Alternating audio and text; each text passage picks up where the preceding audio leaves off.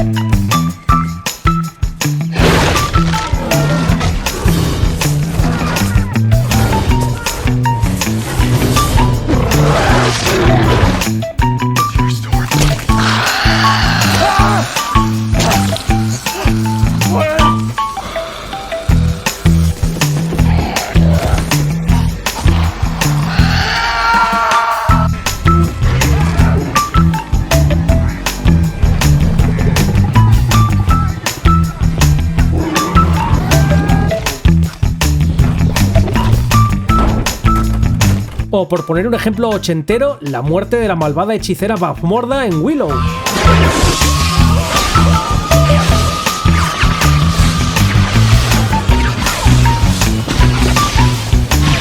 Pero efectivamente lo del villano autoeliminándose cuando quería eliminar al héroe es una variante muy graciosa del tropo. El de los pies ligeros, toma pedazo de Nick, me dice con mucho convencimiento: yo no sé si esto cae en la norma de idiot plot, pero de que es idiota, es idiota. En la saga del infinito de Marvel, el plan de Thanos es la mayor estupidez que existe. Él explica que su planeta sufrió de la sobreexplotación de los recursos naturales y bla bla bla. La cosa es que se le ocurre su magnífico plan y que consiste en eliminar a la mitad de la vida en el universo para que los sobrevivientes vivan mejor y sin problemas de recursos. La estupidez radica en que al eliminar la mitad de todo, la mitad de sobrevivientes tendrá los mismos problemas que antes del chasquido y pasaría lo mismo si decidiese eliminar a 3/4, 3/8, 1/16 de la vida. ¿Entiendes mi punto? Diferente sería si eliminase a la mitad de los seres pensantes, dejando intactos a toda la vida restante, y entiéndase por vida tanto a animales como a plantas. Así, esa mitad sobreviviente post-chasquido tendría el doble de recursos para utilizar. Sí, se te entiende el punto. El problema no es solo que el plan sea moralmente monstruoso, es que no funciona ni siquiera según la lógica que Thanos dice defender. Si eliminas a la mitad de toda la vida, eliminas también la mitad de los recursos, así que la proporción sigue siendo la misma y el problema se reproduciría con el tiempo. Es más, existen incluso estudios que afirman que si hoy desapareciese de golpe la mitad de la población humana de la Tierra, volveríamos al mismo nivel de población en solo 69 años. Pero es que, aunque fueran 500 años, el chasquido no es ninguna solución a largo plazo, pues no ataja el problema de raíz, si es que fuese un problema para empezar. La vida se propaga. El guión parece presentar a Thanos como alguien con razón, cuando en realidad su plan es más bien un acto de fanatismo envuelto en épica. Las películas le dan tiempo en pantalla, le construyen un pasado traumático, le permiten explicar su lógica y lo sitúan como un antagonista trágico más que como un monstruo caricaturesco. Ahora bien, eso no significa que el relato sostenga de verdad que Thanos tenga razón. Su argumento se expone, pero no se valida. No se refuta de forma clara, pero tampoco se demuestra que funcione. El guión juega constantemente a la ambigüedad emocional del quizá tenga un punto sin comprometerse nunca del todo. El resultado es que Marvel parece querer el prestigio del villano complejo sin asumir las consecuencias de hacerlo realmente coherente. Por eso Thanos suena razonable en el tono, pero su plan es endeble en la lógica. Si la historia asumiera abiertamente que está equivocado y actúa desde una obsesión ideológica, pues no habría problema. El choque viene de intentar vender su genocidio como una solución racional cuando en realidad no lo es. Entonces, ¿es o no un idiot plot? Yo diría que no exactamente. Thanos actúa siguiendo una lógica interna, aunque esté sesgada y sea autodestructiva, y ese tipo de motor de trama es habitual en la tragedia. El problema no es que el villano esté equivocado, sino que el guión pretende que dudemos de algo que, si se analiza con calma, no se sostiene. Víctor Martí me cuenta que no sé si es idiot plot o error de guión exagerado, pero en 28 semanas después tiene una escena digna de los ingenieros de Parque Jurásico. A mitad de película, cuando los militares descubren a la madre de los protagonistas como infectada pero asintomática, la encierran para poder evaluarla, experimentar y buscar una cura a la rabia. Entonces el padre y marido de esa familia, que es el conserje, entra en la sala de su mujer, la besa, se infecta y desata el caos. La escena del beso es estúpida, pero cuando te das cuenta de que un simple conserje tiene llaves para poder entrar en esa sala, que la mujer no tiene ningún tipo de vigilancia y que una vez infectado el marido, el primer militar que se encuentra no tiene intención ni de sacar un arma, simplemente piensas que ese mundo está lleno de estúpidos. Pues a ver, ninguna objeción salvo quizá lo de que el primer militar que se encuentra no tiene intención ni de sacar un arma. Con un montaje tan fragmentado es difícil de evaluar eso, pero parece que pilla por sorpresa a los militares que va matando. Por lo demás, sí, el plot se sostiene por la ausencia de medidas absolutamente básicas de seguridad en una situación tan extraordinaria. Efectivamente, el conserje comete una estupidez al besar a su mujer, pero ahí no radica el idiot plot. La imprudencia se justifica porque él ignora que su mujer está realmente infectada y en su experiencia no existe el concepto de asintomático aplicado a este contexto de esta rabia. Por lo demás, sí, la escena solo funciona porque el guión elimina cualquier protocolo mínimamente razonable. Una paciente asintomática pero confirmadamente infecciosa en una situación de colapso global debería estar bajo vigilancia permanente y con acceso estrictamente controlado, no solo por ser peligrosa, sino por contener potencialmente la clave para una cura. Que no sea así no es un dilema moral ni una decisión trágica, es una negligencia tan extrema y poco creíble que la catástrofe posterior no se siente como el resultado inevitable del mundo que plantea la película, sino como una consecuencia mecánica de que todos los responsables hayan dejado de hacer su trabajo para que la historia pueda avanzar. Este aporte de Dominion Studios me encanta.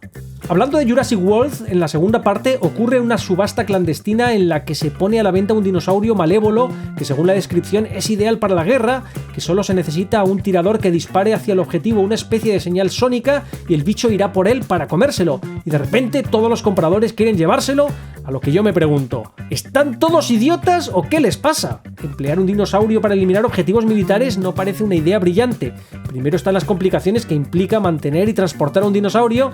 Cada vez que quieras matar a alguien tendrás que llevar al dinosaurio hasta ese lugar y luego ya me dirás cómo haces para que regrese a su jaula. Pero es que si necesitas a un francotirador que dispare un pulso sónico al objetivo, ¿para qué necesitas al dinosaurio? Dale un rifle al tirador y asunto arreglado.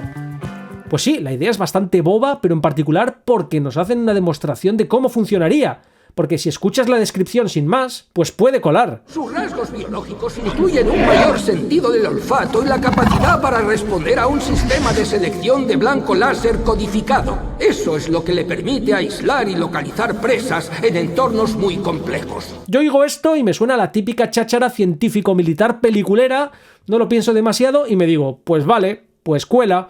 Pero es que luego nos muestran cómo funciona. Y se ponen todos a continuación a perder el culo pujando millonadas en la subasta. Y yo me pregunto con Dominion Studios, si el que maneja el aparato láser con pulso sónico es capaz de apuntar a un blanco con precisión, por muy complejo que sea el entorno, ¿por qué en vez de tanta chorrada no le pega un tiro en ese momento y Santas Pascuas? Eso por no mencionar, efectivamente, los problemas de control y mantenimiento que deben implicar una criatura semejante. Dicho de otra forma, si el arma A hace exactamente lo mismo que el arma B, pero peor, más caro y con más riesgos, entonces A es absurda. Idiot plot de manual. Luis Garzón cuenta que Iron Man destruye con un misilito que sale de su brazo un enorme tanque en Afganistán y mucho después, cuando está peleando contra el enorme robot de Obadiah, pudo haberlo hecho anicos con uno o dos de esos. Y en la siguiente película pudo haberle volado el trasero a Anton Vanko, el ruso de los látigos de energía, que ni siquiera casco usaba. Bueno, te refieres en realidad al hijo de Anton Vanko, Ivan Vanko, alias Whiplash. Y sí, es un subtipo de idiot plot conocido como "se me olvidaron mis poderes", al cual ya le dediqué un vídeo específico. Y sí, es exactamente como dices, no parece haber un criterio claro sobre cuándo Iron Man decide usar unas armas u otras. Al final, Tony Stark tendrá siempre el arsenal que le convenga al guión en ese momento, aunque eso implique contradicciones evidentes con lo que ya hemos visto antes. El caso es especialmente flagrante porque en la primera película vemos a Iron Man reventar un tanque con un misil que le sale literalmente del brazo y más adelante pelea cuerpo a cuerpo contra Ironmonger o contra Whiplash, enemigos mucho más peligrosos, sin recurrir a esa misma solución. De hecho, en el combate contra Ironmonger es el propio villano quien usa este tipo de misil contra Tony, lo cual debería haberle servido a Tony Stark para acordarse de que él también disponía de ese juguetito. Así que no estamos ante una limitación técnica ni estratégica, sino ante una amnesia selectiva de personaje. Leonardo Battistella dice con respecto a los aliens de la película de Shyamalan Señales que hasta Scary Movie recalcó el idiot plot. Dominan el viaje espacial, pero ¿los detiene una puerta? Bien, no han podido entrar. No sabrán abrir las puertas. ¿Dominan los viajes espaciales y no pueden pasar por una puerta? Pues sí, eso es algo que chirría bastante de Señales, donde una familia está asediada por estas criaturas en una casa de madera y parece que las puertas son un serio obstáculo para ellas. En ocasiones veo gilipollas. Me dice Louis SC que hay un manga llamado Smoking Behind the Supermarket with You. Es un cómic, pronto tendrá una serie animada, precioso acerca de dos desconocidos que lo único que tienen en común es su tabaquismo, ya que ni siquiera les gusta la misma marca. Pero gracias a sus distintas experiencias en la vida, ya que siempre coinciden a la misma hora de fumar, que se van complementando llegando a enamorarse. Es una historia muy linda y muy recomendable, a excepción del primer episodio. ¿Cuál es el problema? El protagonista masculino siente una cierta atracción hacia una cajera de su mini super local, pero él es muy nervioso y ella, aunque cordial, es muy distante, por lo que nunca se da la oportunidad de un momento que no sea estrictamente formal. Esto parece cambiar cuando una compañera de trabajo de dicha cajera se ofrece a ayudar a que tenga más confianza y sepa cómo acercarse a una mujer hablando con él todos los días después del trabajo mientras se fuman un cigarrillo. El plot twist o idiot plot. ¡Ella es la cajera! Ella se acerca a él aprovechando que no le reconoce sin el uniforme y se inventa que es una compañera para ver las verdaderas intenciones que él tiene con ella. Dándose cuenta que es un buen tipo y, como mencioné antes, enamorándose de él, ella decide no decirle nada por miedo a que él se enoje por haberle mentido. Pero ¿cómo es que no se da cuenta que es la misma persona? Literalmente la ve a diario, platica con ella, interactúa con ella. ¿Qué tanto puede cambiar el uniforme la apariencia física de una persona? Y aún así, ¿cómo no se da cuenta que la amiga tiene el mismo color de pelo y ojos, que miden lo mismo y tienen el mismo tono de voz? Es disfraz nivel... Ni los amigos de Clark Kent se atrevieron a tanto. Si quitas esa obscenidad de Idiot Plot, la serie sería buenísima. Ha ganado varios premios de hecho, pero la verdad todo se sostiene solo porque el protagonista es mortalmente despistado, por no decir estúpido. Lamento haberme extendido tanto, pero necesitaba dar contexto. Saludos y un abrazo.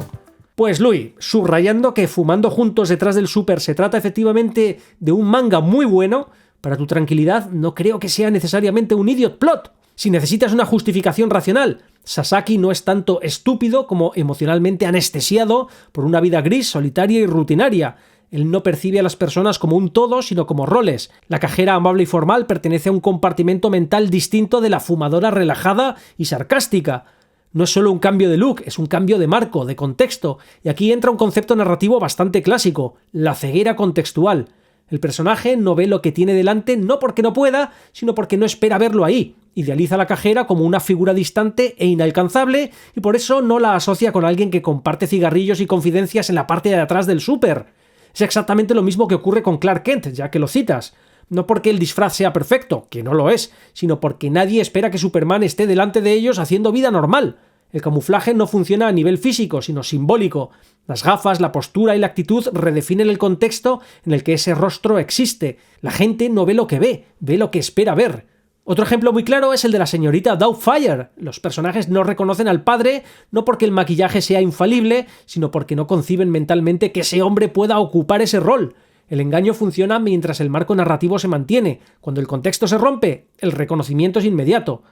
En Fumando Juntos detrás del súper ocurre algo muy parecido. Sasaki no reconoce a la cajera porque en su cabeza esa mujer pertenece a otra categoría emocional. La cajera es una idealización distante, la fumadora es una presencia cercana y humana.